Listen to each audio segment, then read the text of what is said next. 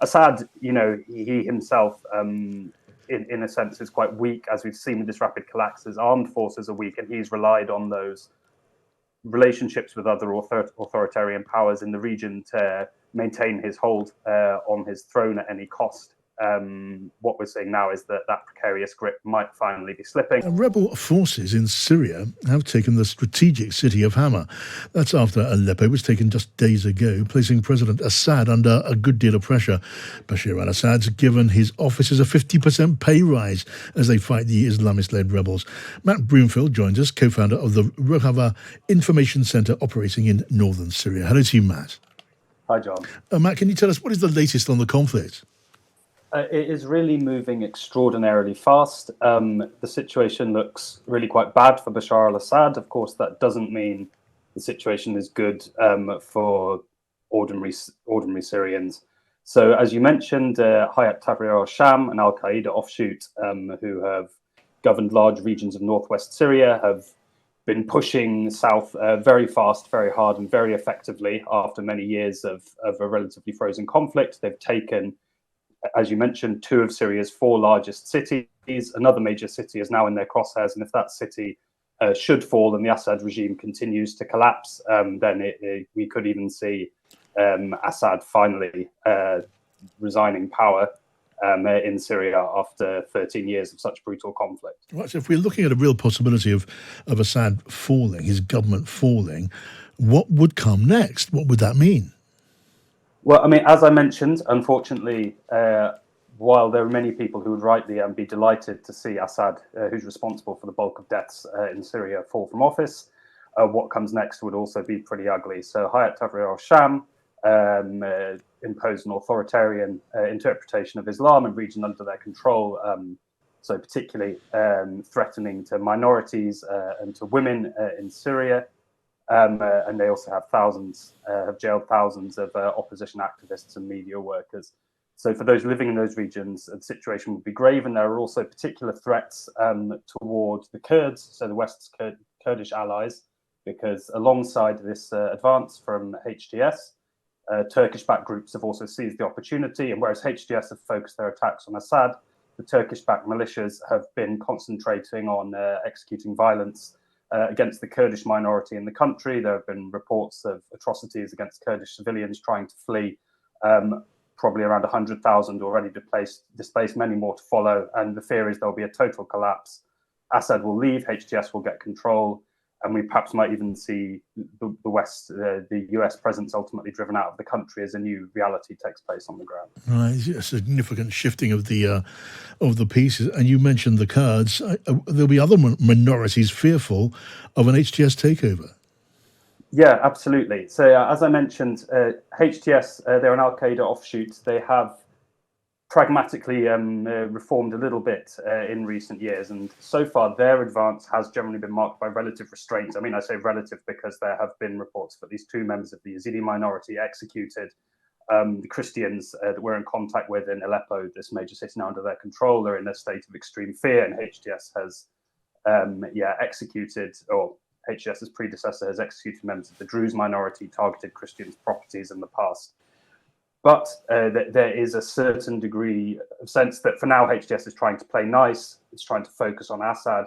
HTS itself is not picking a fight with the Kurds at this time or with the Christians necessarily, and is making overtures towards those minority groups. Now, that's not the case for the Turkish-backed militias known as the SNA, and they are engaging in retributive violence against the Kurds, against the Yazidis, and against the Christian minority. And there's a particular fear that their attacks are going to continue towards the Euphrates River and into those Kurdish-held territories, which for so long have been a safe haven for the Christians and the Yazidis and other minority groups in Syria.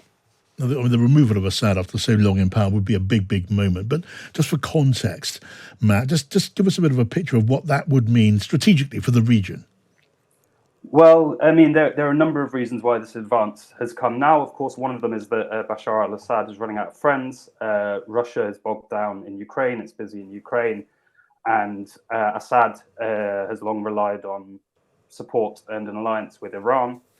But of course, Iran and Hezbollah have both been taking significant blows from Israel in Syria and throughout the region. And so a sort of a fall of Assad would mean a pushback for those interests, but it wouldn't necessarily be fantastic news for the West, since the West has generally is on the back foot in recent years. In Syria, in particular, the United States and by extension the UK are unwilling to stick their necks out, and it's Turkey who really stand to gain. Ankara has long sort of positioned itself somewhere in between these two power blocks, sort of mediating between and using its position as a middleman to secure its own agenda. And Ankara is very happy the Turkish flag is flying from the citadel in Aleppo. And what Turkey would like, I think, is certainly for Assad to fall, for Turkish occupation to extend deep into sovereign Syrian territory, for the Americans to leave or at least to draw back their presence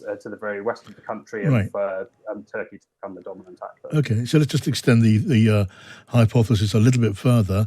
For the United States, you say their troop presence could be forced to change, and Britain's going to be watching this very closely too.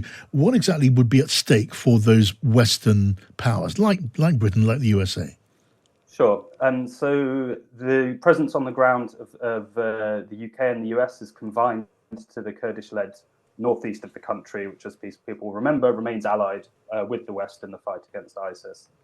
That region is important primarily, perhaps, as the key staging ground for the continued operations against ISIS. There are ISIS sleeper cells still very much at large and active in the center of the country. And it's also important as the one kind of island in the region which isn't under the direct influence of Iran or one of its proxies.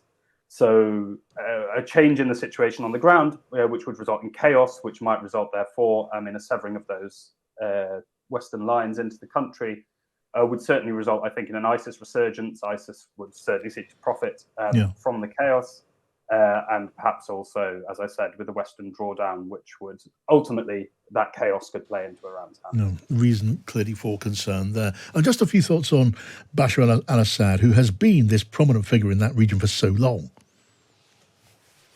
Sure. Yeah, I mean, as I said, I think the headline for Assad really is that he is running out of friends. Syria has long been a key staging ground for Hezbollah and Iran to pursue their own interests, for Russia to pursue their own interests. We shouldn't forget that Russia has a major naval installation on the Syrian coast, which is a key kind of site for Russian power projection contra the West in the Middle East. And Assad, he himself, in a sense, is quite weak, as we've seen with this rapid collapse. His armed forces are weak, and he's relied on those relationships with other authoritarian powers in the region to maintain his hold on his throne at any cost.